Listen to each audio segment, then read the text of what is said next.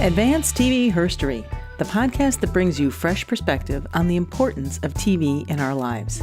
We tell stories of leadership, persistence, and achievement of TV women because in the lives of women, no other media platform has influenced or inspired so many. Lo, these 60 years. Women of all ages have been impacted by what they've seen and will see on TV. So join us for a little Advanced TV Herstory by streaming it directly on our website, tvherstory.com, or anywhere you find podcasts. I'm your host, Cynthia Bemis Abrams. Welcome, TV Herstorians. We are going to have some fun today because, we've talked a lot in the past about individual episodes. We've talked about some great, talented writers and actors and showrunners who have contributed to Advanced TV Herstory. But, every once in a while here at Advanced TV Herstory, we like to think in a different way. We like to think about what those characters meant from a professional, from a representation perspective, and how they've evolved over time. So it was very cool when I encountered a book entitled Television's Female Spies and Crimefighters. Yes, which should have been around back when I did my Nancy Drew episode which was the very first episode of Advanced TV Herstory. But I was a newbie at the time and had no idea that Karen Romanko, is that how we say your last name? Karen Romanko? Yes, that's correct. All right. How Karen was in the midst of writing this great book called Television's Female Spies and Crimefighters. I was a newbie. She was out there publishing, and lo and behold, it's taken us 2.5 years. But through the powers of Twitter, that fantastic little Twitter machine, we are now coming to you for a really fun interview talking about spies and crime fighters and lady cops and private eyes and all of the ladies that we have watched, the women that we have watched, exercise some power and a little bit of humor and fun as they've entertained us. So we are going to kind of work through some of these genres, and we're going to find out from Karen more about herself and how it is that she came to even compile this book, which is a fascinating story in its own respect. So Karen, let's, before we get too far into your book, I am always curious when I'm talking to authors, what's the background? How did you step into the realm of sharing your TV background, knowledge, and passion? Well, I won't go back to my birth, but I will go back to the 60s when I was a kid and talk about how I was pretty much a TV kid, as lots of the kids in my generation were. I was maybe a little bit different because my parents would always say that the TV Guide was my Bible. I literally read the print off of it, and I knew about all the shows, even the shows I didn't watch, and the actors and so forth. In college, I was a history major, and in actually focusing on the Middle Ages, which may sound a little bit of an odd combination, but eventually I got interested in both women's history and in film and television history. And then as a grad student, I actually studied for a degree in library science, and that gave me a love of reference works. And then I got the writing bug not too long after I became a librarian, and I started writing articles for Library Journal and American Libraries about rock videos and science fiction movies and things like that. So finally, I was a big fan of mystery shows. So many, many years later, all of that came together in a eureka moment of why shouldn't I write this book? And so I did.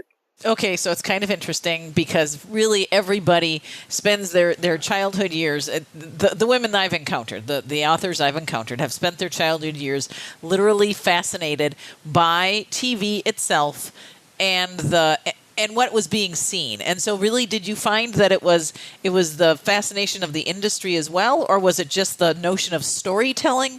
What was it about TV as you were becoming a young woman? How did that passion grow for you? I think it was just there, but I think when I was young, there was no idea of how could I be interested in that as a professional. It was just something we all did. We watched TV and we talked about Star Trek and Mr. Spock, or we talked about the Monkees or something like that. And so that was just, I think, the usual childhood fascination, your culture, your popular culture, the things you talk about with your friends. And then I think as I went on, I didn't realize, when I was in high school, you take history and you take math and stuff. And I just was, I came from a working class background, and so I wasn't really aware of all the opportunities of the things you could study and so forth. So I went to college and I studied history, and it was really there in college, the kind of broadening my horizons, that I finally realized, oh, there are these other things I can study, and I've always loved this, and maybe somehow I can make that part of my professional life. Well, and as a librarian, you certainly have, you've actually been a librarian, right? That's right. Yes, I was a librarian for so you've been involved with all of the transformation of media that now has become, so that makes libraries so valuable to to everybody of all statuses, because when you need the reference, it doesn't matter how much money you have, the library has it and nobody else does. So the transition from reel to reel, whether that was audio recordings or video, or movies that were a little bit available, to VHS, to DVDs, and wow. Well, welcome. I'm glad that you've made time in your afternoon to come talk to us a little bit more about your book and about really the contents of your book, because you've taken this comprehensive look at spies and crime fighters. And how do you want to start this? I don't know. I'm kind of thinking that we could just go chronologically, because it explodes over time, and the 70s and 80s sort of represent that explosion. But you're the first to say that no, there were some earlier than Charlie's Angels. Charlie's Angels was not the first one. So tell us some stories, Karen. Tell us about those early years. I may not be the first to have said it, but yes. I start the introduction of the book with a one-word sentence, and that word is honey, and that. I use that because I begin to talk about Honey West, and Honey West was a one-season series in 1965 starring Anne Francis. Honey was a groundbreaker really in every department. In fact, she's really almost 30 years ahead of her time. She was the first professional female PI on television. And if you compare her to what was going on in the 50s, we do have some amateur detectives. They're part of what I like to call adorable sleuthing couples, Nick and Nora Charles and the Thin Man, Mr. and Mrs. North, etc. But almost everybody else at that point, there are women in mystery shows, but they're secretaries and assistants and so forth. One exception is a show called Decoy, or Decoy Policewoman. That starred Beverly Garland. That was a one-season series where she was an undercover cop. It's not really well known because it was a syndicated show. But Honey was a network series, much bigger reach, bigger promotion. It was a Honey West doll. There was a Honey West game. And Honey was the head of her agency. She had her name on the agency. And even think 20 years later to Remington Steele, what's happening with that? Here's Laura Holt, great character. She wants to open a detective agency, and she finds that no one's taking her seriously. This is in the 80s. So what does she do? She invents a man to front for the agency. That's Remington Steele. But here's Honey back in 1965 with her own agency. So she really is a groundbreaker. In addition, she can take care of herself. She has martial arts skills. She does have a partner, Sam Bolt, but she never waits for Sam to rescue her. She's always pretty much got herself extricated by the time Sam gets there. Mm-hmm. So this really is a groundbreaking series. Unfortunately, it only lasted a year, but Anne Francis did win a Golden Globe Award for her portrayal. And so that's really the first that we're seeing of the potential on American TV. We do have The Avengers, which had Kathy Gale and then later Emma Peel. But that didn't reach us till 1966. So really that first, I think, positive image we're seeing is of Honey West. And so were you, in writing this book, and I realize you cover, dozens and dozens and dozens of series, is Honey West... 250, just for the record. That would be 20 dozens, yes. Is Honey West available? I mean, how can people even sample a little bit of this? Yes, Honey West is actually, now I have the DVD when it came out. There are 30 episodes, and they're actually half-hour shows.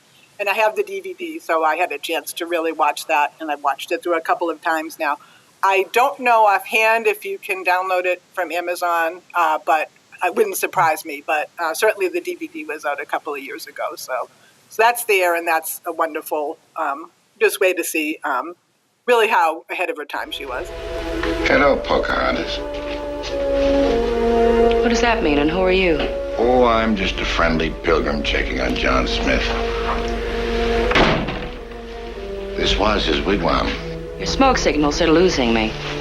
Where's Mr. Selby? Who's Selby? Mr. Pilgrim, I've enjoyed our chat, but I want some answers. Some straight ones. I trust you have a permit for that. And a license.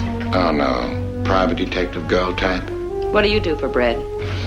I guess I should have known. I thought it would happen one day. You wouldn't be, Honey West. North, east, and south, too.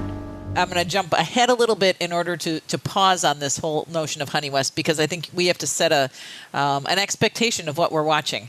I find watching Policewoman, Angie Dickinson, whatever that was, 1974, I find that very painful, because I want Pepper Anderson to be so much more, and we'll jump into Pepper in just a second.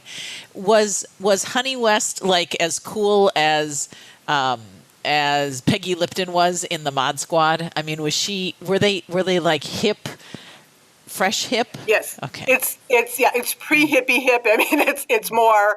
It's got a little bit of a noir sensibility, but it's definitely like mid-60s spy cool with gadgets and stuff. But yeah, Honey's great. Honey can take care of herself. There's a little story where there's an episode where she goes to see this music producer or something, and she walks in and he says to her, may I take your coat? And she says, well, I'm not wearing a coat. And then by the end of the scene, she has his arm around, behind his back. And I mean, it's obviously not terribly realistic, but I mean, it's a lot of fun, and you have to love Honey.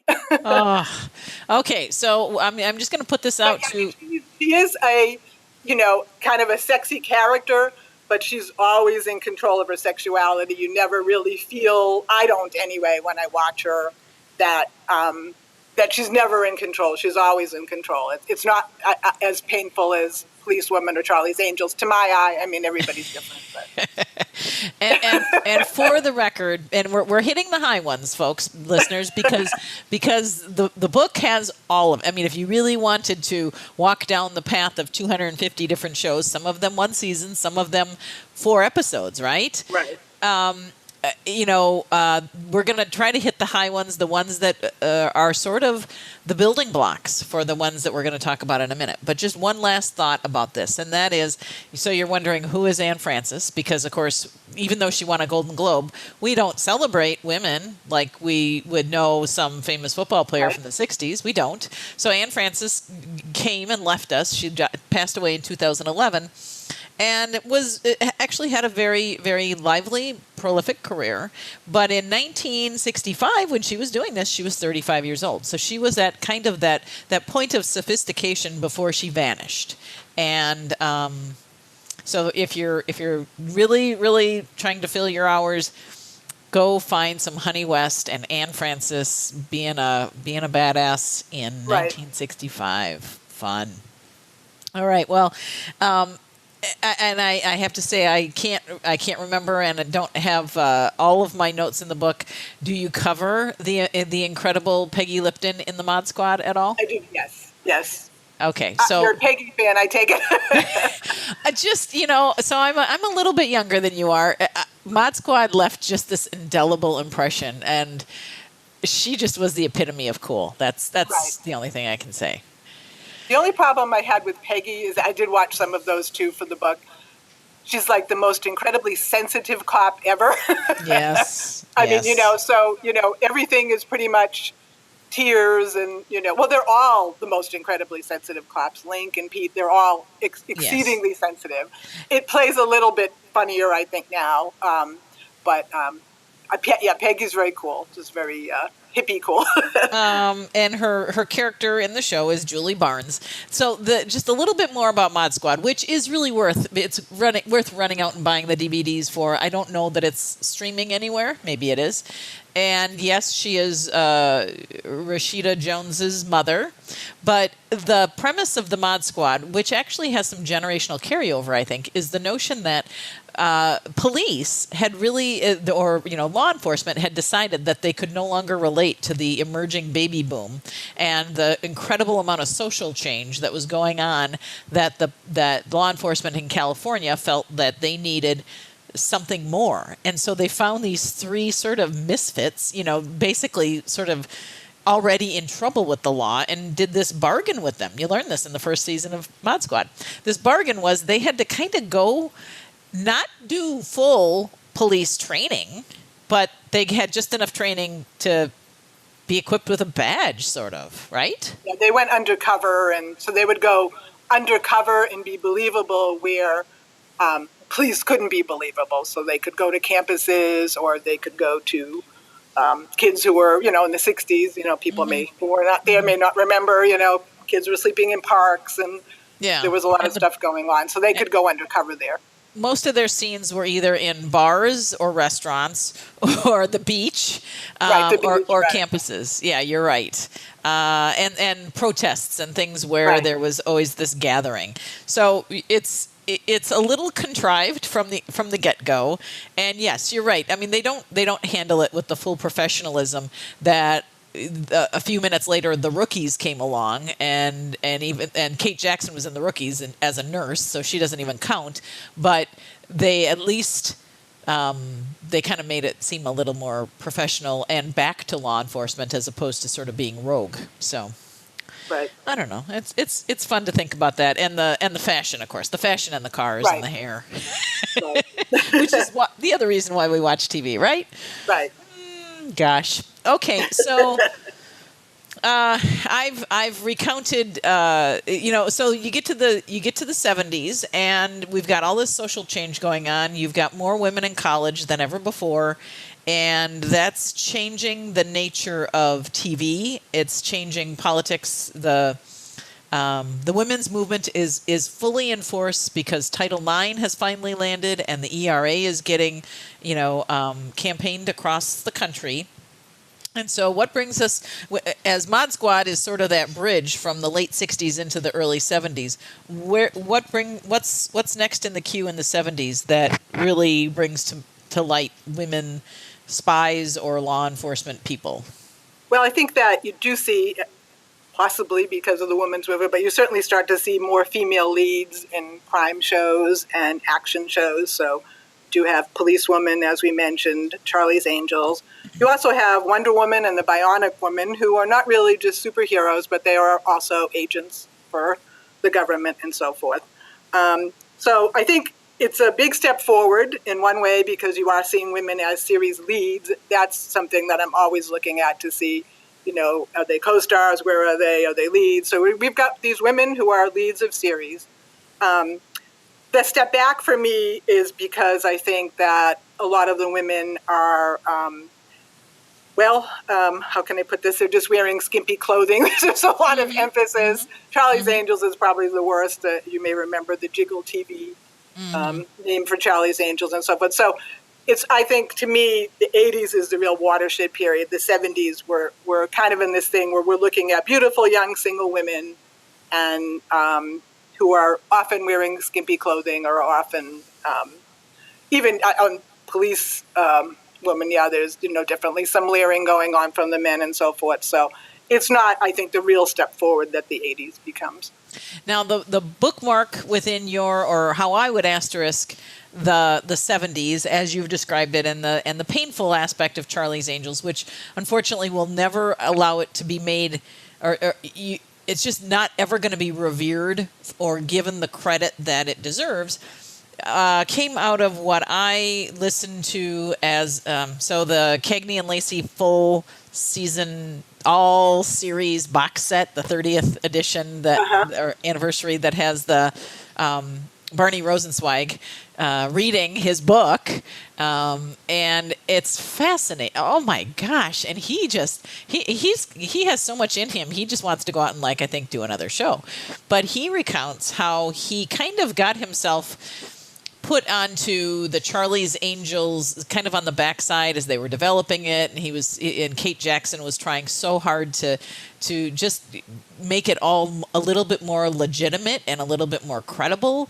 And so there was a lot of work being done to just remove some of these simplicity and the sexism that he saw, that he claims he knew, and I have to believe him, that there was too, he was married to Barbara Avedon at the time, or Barbara Corday, one of them, and the two Barbaras were part of what became Charlie's Angels, or Cagney and Lacey.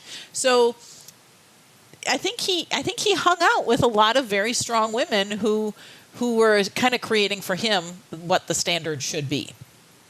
And so people, if you haven't bought your full series box set of Cagney and Lacey, by the end of this podcast episode, you will want to go out and do that. And I guess it's one of my dreams to have Barney on as a guest at some point. And I think I'll just have to let him talk, because he helped create Charlie's Angel, or, oh my gosh, Cagney and Lacey. I'm getting them confused. So Pepper Anderson was played by Angie Dickinson. Angie Dickinson brought a tremendous cachet, wouldn't you say? Oh, definitely. One of the things I read while reading the book that I was impressed with was the fact that they said a lot of women started to apply for police jobs, and a lot of them cited policewomen. That may be anecdotal, but that was what I read, that they applied, and they would say, "Oh, well, I'm applying because of policewomen." Yes, so. And what we saw a little bit later then in Hill Street Blues was Lucy Bates as really the only serious uniformed cop, in a drama. I think we've seen a couple in sitcoms and things, but Lucy Bates when Hill Street Blues was on, and this is part of my Hill Street Blues episode, like it wasn't so much that her presence changed the amount of people that entered law enforcement, but between her and Joyce Davenport, there definitely was an uptick in participation at college campuses in law enforcement and in law school. So this is all about representation, right? Right. Wow. So the 70s, we had and I do want to. So we'll talk for a moment, because we have to, about Wonder Woman and the Bionic Woman and Linda Carter and Lindsay Wagner. Now I realize that all you do, you are basically taking the synopsis of the show. You're taking some detail about the character themselves. You don't get into too much of the backstory of the show. Right. For those who have never seen a Wonder Woman episode starring Linda Carter, oh my gosh. Help people understand how Wonder Woman on TV in the 70s had an impact, and what the show was really kind of dealt with. Well, she was Wonder Woman. Let's see. I've watched the first season and most of the second season. It's an uneven show. There are episodes where I've done this for book I'm writing now. We'll talk about that later, maybe. But it is a very uneven show. There are episodes there which I think have the greatest potential. The first season, interestingly, is talking about feminism. She's there and she's talking about women of the future and things like that. That kind of tones down as the series goes on.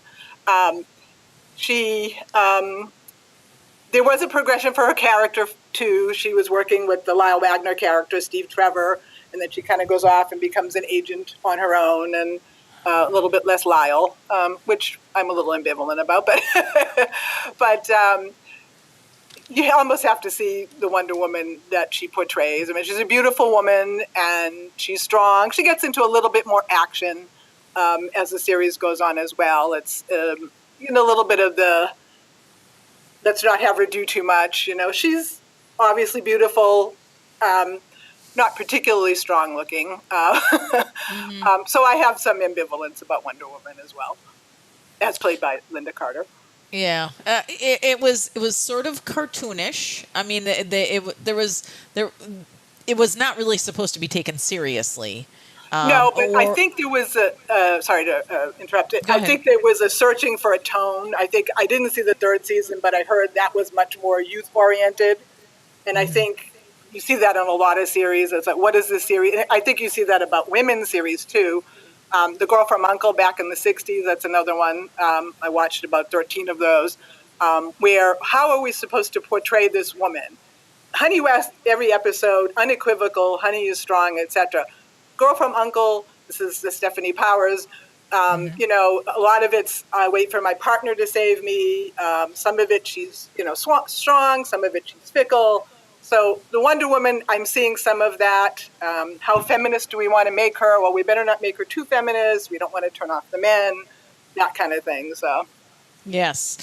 And so that, you know, as we're now, anyone who listens to this podcast on a regular basis starts to realize, starts to put the twos and twos together, that the stronger, the character consistency and the relatability and the true development comes more likely from a woman writer or a woman director or producer, some woman behind the scenes who is basically saying, this is credible, here's how it should flow.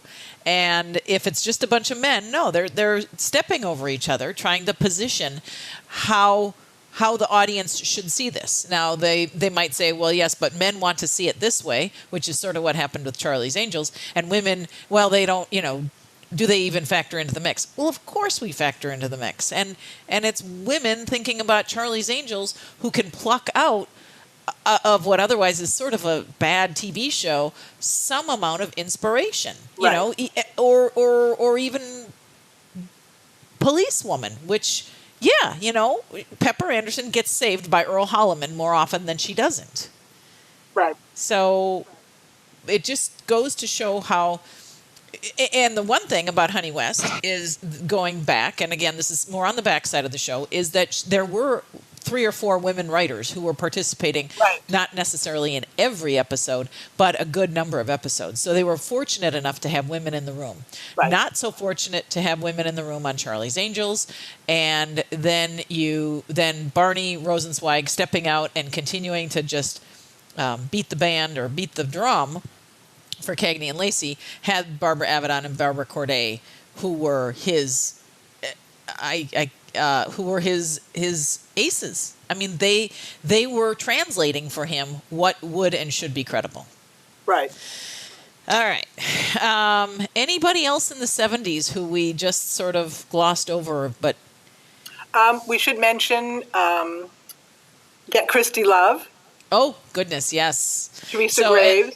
Yes. First African-American cop lead of her series, another one-season wonder. Yes. What makes someone like you become a cop? I tell you, you tell me. What makes somebody like you become a tramp? Listen, nobody owns me. I do what I want. Nobody buys me. All right. The apartment, the car, the bank account, it all comes from the old welfare plan, right? None of your business where it comes from. Hey, it is my business, and I don't mean because I'm a cop either. Now, your car and your bank account and all the rest of it comes out of my home slum, East Oakwood, Junkie City. All that 5 and dime stuff in it, every bit of it comes from you and Cortino. Listen, Pig, just lay off of me. You know, I got a cousin. He used to be a nice kid. You know what he does now? He's a pimp. Got to be. He and his old lady don't get that fix. It's off the roof. There are a lot of kids on those roofs, too. They're getting their fixes all right, thanks to Cortino, but they're paying for it with their guts. And who gets all the bread? You do. You and Cortino. Isn't that right, sweetheart? How do we see Get Christy Love? Did you get a chance to view? I did not. I think all that's available is the pilot movie, and I don't think there's any episodes available, so that's unfortunate. I know that it was based on the blaxploitation. Is that right? Yeah, blaxploitation movies of the 70s, but no, we can't see that, unfortunately. I did double check, and I think all that's available is the one movie. And the Bionic Woman, which is sort of always gets paired with Wonder Woman in terms of sort of this comic book style, sort of science fiction. that's just another series for another podcast. But Lindsay Wagner is still very much around, hugely popular at Comic-Cons, and is really, I mean, she's on Twitter. So, and Linda Carter shows up at things, and Linda Carter was very much a part of the Wonder Woman movie. Not so much the movie itself, but rather sort of all of the promotion around the movie, and those two women have really championed the work of other women as we've now hit the well into the 21st century. So we get to the 80s, which is a definite change. The 80s and 90s were a definite change for the depiction of women on TV. And TV sort of went a little haywire with the evening drama of the Dallases and the Falcon Crests, and that was just reflective of 80s society and culture and kind of where our values were heading. But there were a few gems. So Karen, bring us to the 80s, and what's the big stuff that we haven't already covered? Well, for me, in this genre, the 80s is the real watershed period, because I think we start moving more towards some realistic depictions of women and some reflections of what's going on in society. So we did talk about Cagney and Lacey, which began in 82. And we have two women working in an all-male squad room. We have a woman who is married. We're not just looking at single working women now. We're looking at someone who's married. Not just married, she has children. And she has to juggle her career and her home. And so I think that's an important step forward. Even in a lighter vein, we had Scarecrow and Mrs. King. She's a divorced woman. This is Kate Jackson again. Yes. She's searching for work. She becomes a spy accidentally, but still, we just see that. She's raising two children, so we're seeing something there. We're seeing divorce and, who's going into the workforce. We have, an older woman, Angela Lansbury. Yes. Murder, She Wrote, 12 seasons. It always bothers me because I think here we have this great series, 12 seasons. Angela Lansbury wins 4 Golden Globe Awards. This is a great example. What do we do with it? They just forget it. Well, no, we would never want to do this again. Yeah. That's just amazing. Getting back to the women of color, more supporting roles. We have the women in Miami Vice, Sandra Santiago and Olivia Brown. We have Holly Robinson in 21 Jump Street. She gets some good time in that show. So we have a nun, Sister Steve, and Father Dowling Mysteries. I mean, we've really got kind of a variety here going, and not just the single women who are running around in skimpy clothes. So this is the decade that I really see as the watershed in this genre, not in fantasy science fiction, but definitely in crime and spies. Yeah, it really was a breakout. I mean, it was not so much women wearing... women of law enforcement, the Julie Barneses of the world, or policewoman, where they were kind of within a system. You actually have a number of women kind of doing their own thing, or at least doing it in the private sector. And then you get into Remington Steele, which, as you said, was 1982 to 1987. Scarecrow and Mrs. King, which was Kate Jackson. You're doing a pretty good job. I guess I remember it was created by a woman, Eugenie Ross Lemming. Right. Oh, that's definitely a show that's pretty much Kate's viewpoint, I think. She's supposed to be the housewife and a little bit ditzy, but, if you watch that show, it's one of my favorites.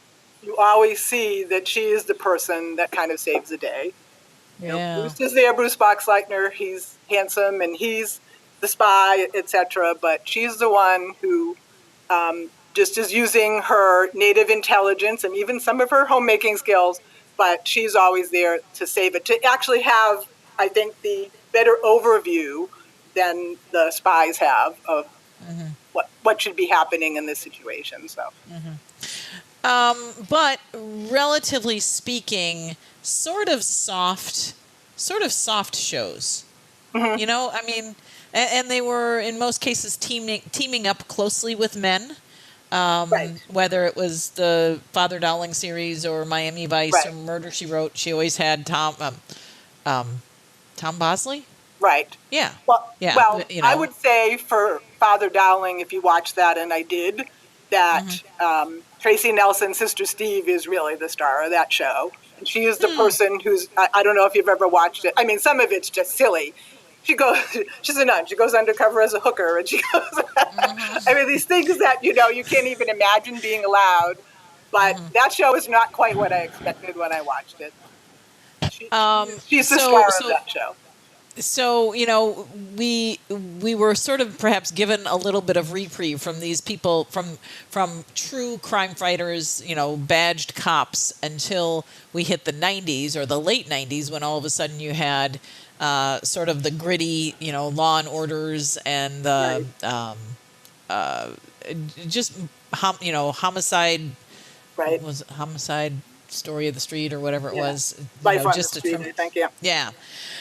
So, but the 80s were definitely, there was a lot of experimentation. There was a lot of true entertainment, which, held its own. And really, like you say, 12 seasons of Murder, She Wrote, as formulaic as it was. Right. You could either watch Jane Wyman chewing somebody up on Falcon Crest, or you could watch the very talented Angela Lansbury just in some mind candy. And right, yeah. So, I mean, she is the thing that makes that show work, because while the whole premise is ridiculous that she's stumbling upon murders every week in her small town or in New York later, that she's always just seems genuine and believable. And I think that's really what makes that show work. And that they plug through a lot of guest stars, so that helps too. Oh, yes, lots of guest stars. But again, she's sort of the capstone, or she completes the small but very, very powerful group of older women, as we understood them to be. They were probably only in their early 60s at the time. Right. But between Jane Wyman and Barbara Bel Geddes and Angela Lansbury, and then Lana Turner was on Falcon Crest for a period of time. There was, those were serious movie stars of their day, and so for older women watching TV, at least there was something for them. They weren't as excluded as they perhaps had been in the 70s. Right. In our now. Yeah, and our sort of, again, other than those who are incredibly well preserved. Exactly. The older women who look younger. Yeah. And so, I think the gap between what is perhaps real America and a 70-year-old today, or Jane Fonda today, you're kind of looking at it going, well, what didn't I do right? But anyway, I digress on that. Better. We could talk about the British do it a little better. They do, and they have Helen Mirren among others. So right, but they have Brenda Blethyn and Vera. She's kind of like a female Columbo, and we would never see that on our TV screens here, but we can on PBS or whatever, but we wouldn't see that as an American produced show. Okay, so we get to the 90s, and what was the high point of the 90s? I guess I would say I look at the 90s as being a little bit of a step back. Then I will say the networks did try some shows with female leads. There was that show Angel Street, which was like Cagney and Lacey. Had one of the cops African American. That only lasted for 4 episodes. There's a whole list of ones where there were female leads. Under Suspicion, that's a woman alone in a Portland police precinct who's a detective. Snoops, Three Glamorous Private Eyes, etc. They all failed. They didn't. It's hard to know sometimes why a show gets low ratings. There are obviously many factors that contribute to that. I would say maybe one would be Dana Scully in the X-Files. There we have an intelligent and complex female character. Maybe that would be the high point. There's La Femme Nikita on USA. She was more in the sexy spy mold, but a complicated character. Profiler. Who was in Profiler? Profiler. She was a psychologist with psychic ability, and she tracked down a serial killer. So there were a few. I don't want to say there weren't any, but it wasn't quite the, I think, step forward you would have thought after the 80s. So La Femme Nikita was 1997 to 2001. As you said, it came out of cable. Right. That was on the USA Network, right? Yeah, and which then has gone on. Cable has produced some incredibly dozens of really solid shows that feature strong women characters much more reliably, much more consistently in the last 20 years. That's one of the things I saw in this genre, is that you're really seeing the cable shows as having more female leads and, taking more chances than you're seeing the network. We're just looking for those quick ratings, and, it doesn't work. Well, we've got to get rid of it and move on. Right, because even the X-Files was the CW, if I recall. That was Fox, but Fox was really a new network then, so it really wasn't considered one of the big four, I guess it would be now, networks. It was new, so that was taking a chance with that show. And she still does have a male co-star, but she's definitely, a strong and intelligent character. Yes.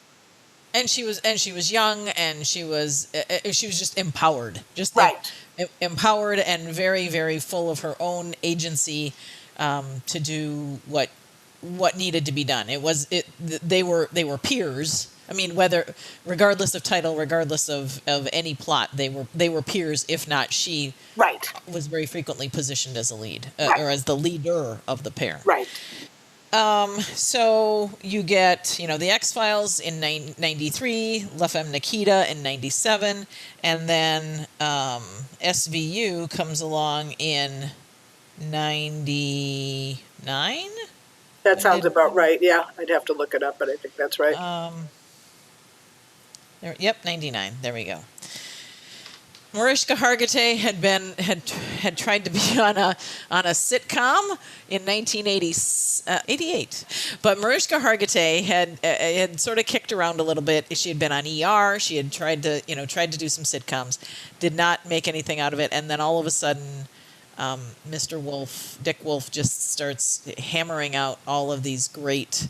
He and Jerry Bruckheimer were just decided that we were ready for the. They aren't quite serials, but they're close sometimes, right? Do you think? I mean, where does Olivia Benson fit into? Will SVU be the Cagney and Lacey for the Gen X and millennials?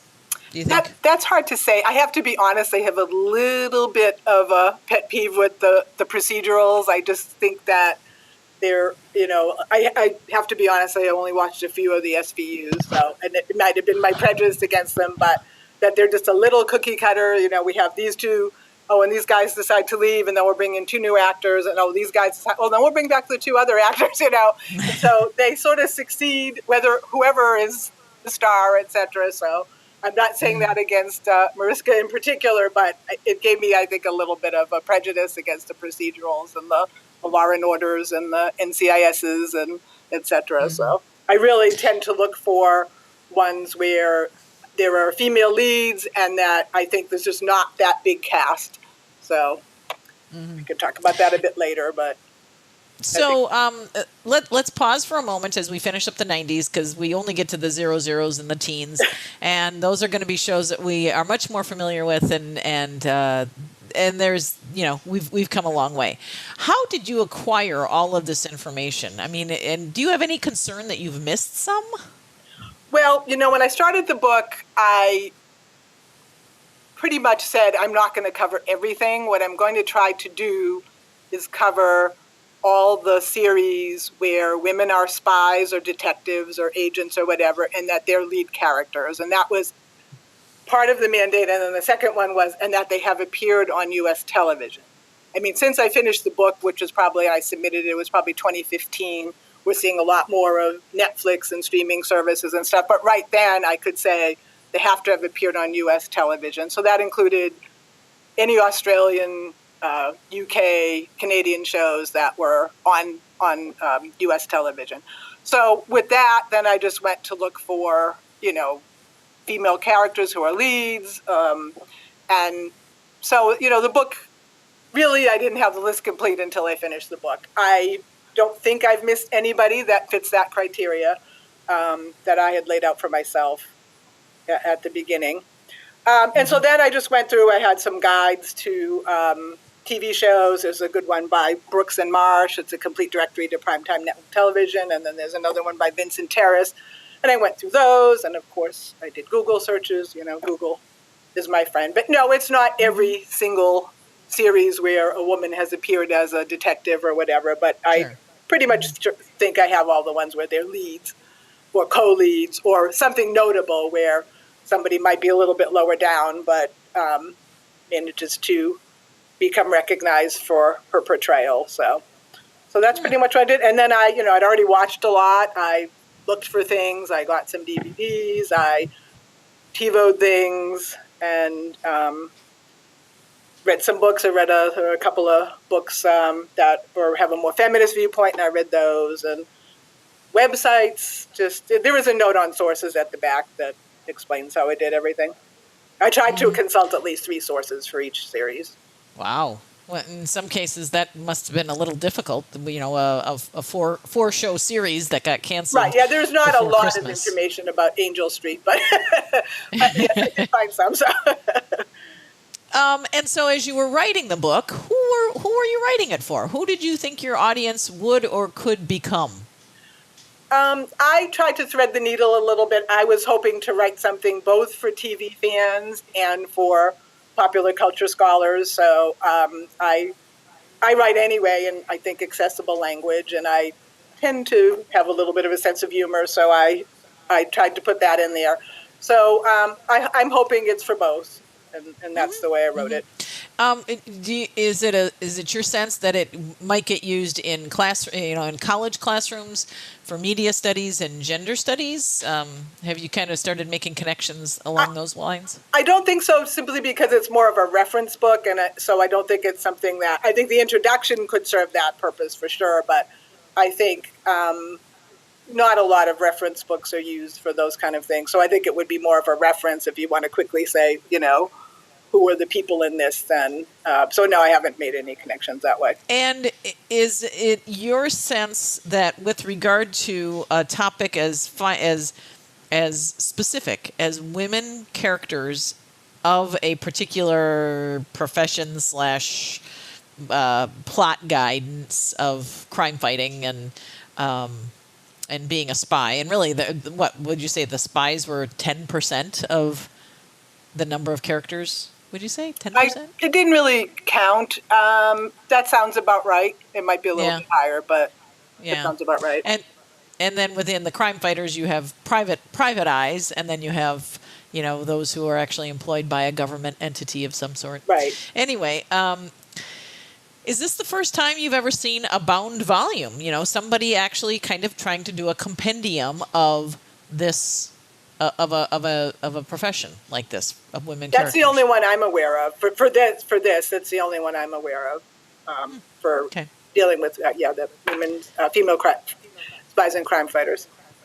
Cool. Okay, so before we kind of close out the show, we need to give due time to the 2000s and the 2010s. So, give us your take and your read on how we have evolved to the stuff that we now see. Well, that we've all been watching for the last dozen years or so. Well, let's see. That's a big topic.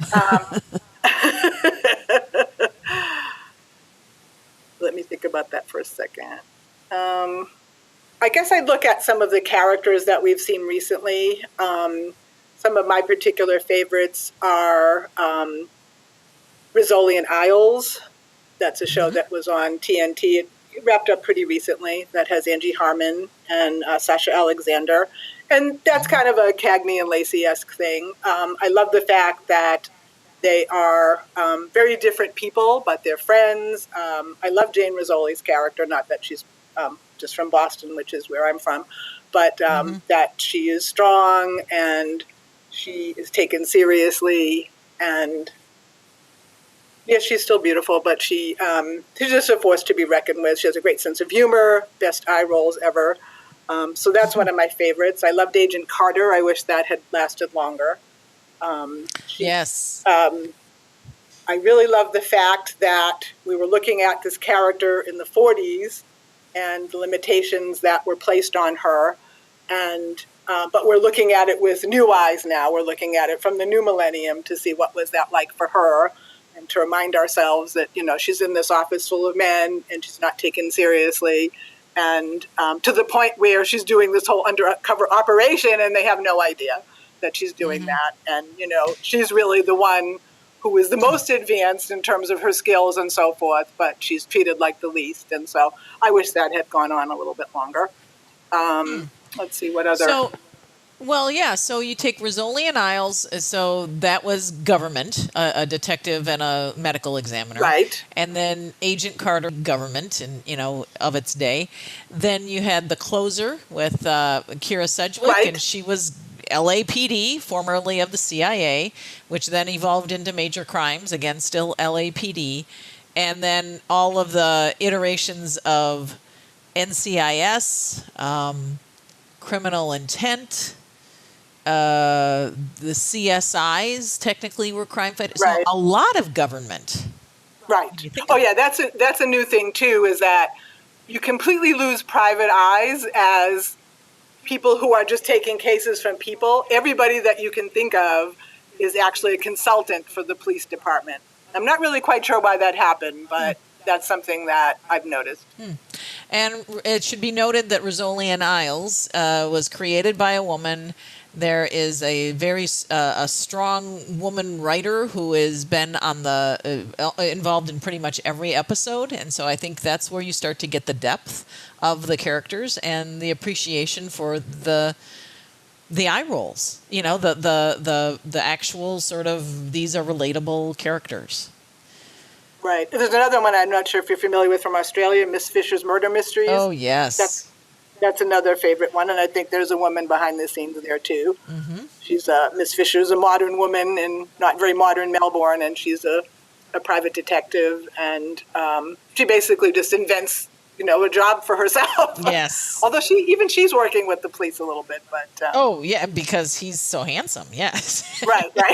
But it was the 20s. It was the 20s, because it was after World War I, and while the economy was still decent.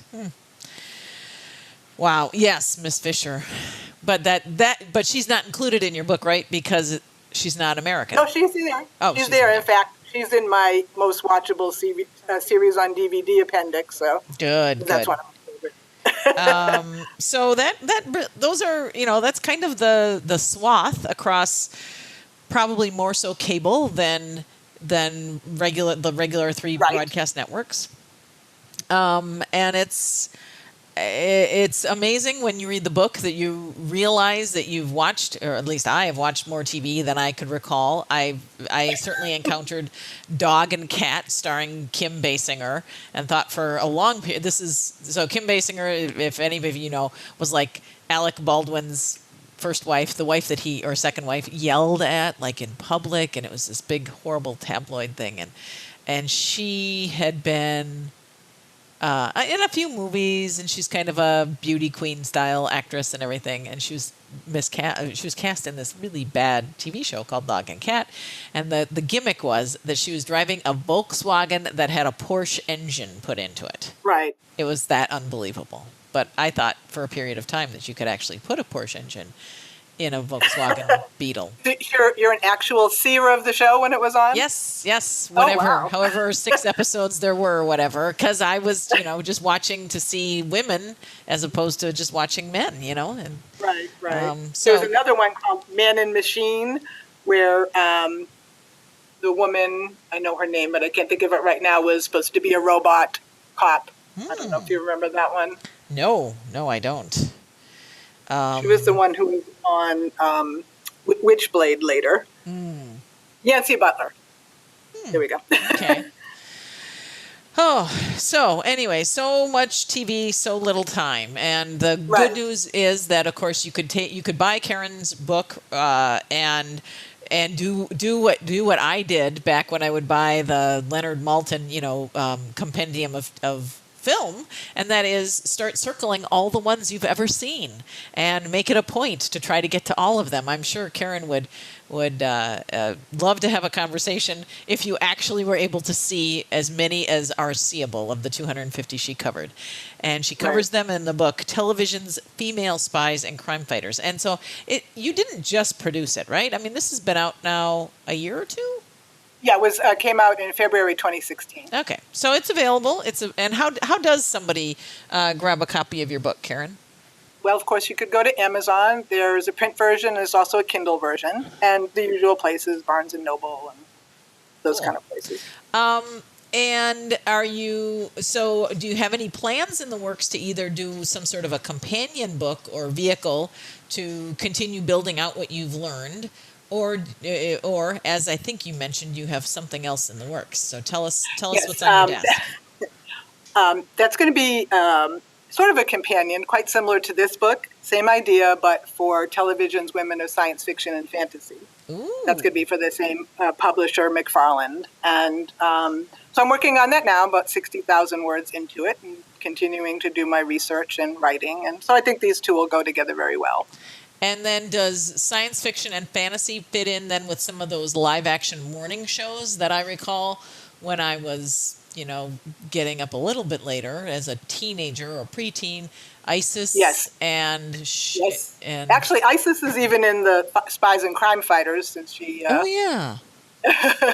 But yes, ISIS and a lot of those morning shows are going to be in there. And those were. There was one. Go ahead.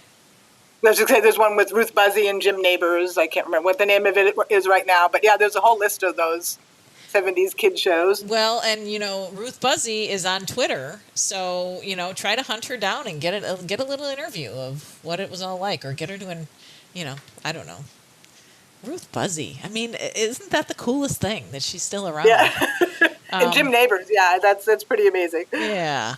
Well, that's fun. And so when do you think, it sounds like you're in the midst of writing and still doing research. Do you have a projected publication date for that or year? Well, I'm probably going to take the rest of the year to finish it, so I'd say sometime in 2018. Fun. And do you have favorite libraries where you live, where the librarians see you coming and... Actually, no. With the books that I've taken out and the internet and stuff, it's really not the same, I think, for as it used to be for needing to do library research. So that's one of the things about the book. Is this type of book really going to be necessary? But I was very glad I found McFarland, and they said yes. Yes, because if we don't nail some of this stuff down now, it's going to get lost. And we're the right part of the right generation to be really, really walking back, because TV has now been around for 60 plus years, go all the way back to Betty White, and either you're grabbing that and we're applying some context to how important any of this stuff was, or it really is going to get lost because everyone's just going to look at it and go, what was that? And it's like when you have to encounter a box of old family pictures and nobody can place who half the people are, let alone where they are. Right. So that's it's really important. Really important, I think. I don't know how much it happens, but for younger people to understand the history of things and the women who came before, and that all of these things didn't happen in a vacuum, and have that context. Mm-hmm. And since now it seems as though the only thing that anybody wants to do in TV and movies is reboot past successes and failures. My goodness, there are at least a few interesting failures in your book that could probably stand a dust off and put in some better writing and some better actors or actresses, and who knows. All right, well, it kind of brings us to the end of brings us totally up to date on the lady crime fighters and spies that are contained in your book, Television's Female Spies and Crime Fighters. We have been talking to Karen Romanko, who is an author, a librarian. She has her degree in history, so she knows her stuff. She knows her American culture. And, and she seems pretty accessible. She's on Twitter. But, Karen, how else can people get a hold of you and learn more about your work? Right. I'm on Facebook also under Karen A. Romanko, and I have a website, karenaromanko.com. I'm on Goodreads. I'm pretty much everywhere as Karen A. Romanko. Mm-hmm. And you're on Twitter too, right? Right. I'm on Twitter, right, at Karen A. Romanko. Okay. And that's for anybody who isn't looking at this on their phone, Romanko. So Yes, thank this has been a lot of fun. It's been a fun walk down. Anytime I can talk about Bionic Woman and Wonder Woman is fun for me, and fun this year because we really are coming along as women to recognize and celebrate that whether it's corny and campy or a blockbuster, that it all matters and that it has made an impression on young women and girls and women who are trying to find their own sense of confidence and their own voice. And I think this year we've learned that, and the future is ours to make. And Karen, we're so happy that you're out there providing context and the full array of lists, not just for the genre that you've already currently published for of Spies and Crimefighters, but the one you've got in the works. So maybe in a year or two, when you are hitting the publish button and you've sent the last version to McFarland, we'll come back and we'll sit and maybe sit in person and talk about the book that you've just published. Okay? Yes, thank you so much. That sounds great. All right. Advanced TV Herstories, you've been listening to Karen Romanko. We've been talking about Spies and Crimefighters, and hasn't this been fun? If you've got other ideas or fun memories of any of those shows, do drop us a line at advancedtvherstory@gmail.com. Find us on Twitter at TV Herstory. We do have a Facebook page, Advanced TV Herstory. You're always welcome to come there and interact. I'm Cynthia Bemis Abrams. I owe a debt to Karen for her time today and for many exchanges of email back and forth to make sure that this was a prepared and really thought through interview. And of course, David Brown, who is the audio technician who will make it all sound wonderful. Music that you have heard in the introduction is from Jazzer, available on Free Music Archive at freemusicarchive.org, and it's a song entitled Take Me Higher. So that's what we're looking at today, TV Herstories. Keep in touch, keep it real, and all of this stuff. This is why I podcast. I'm your host, Cynthia Bemis Abrams.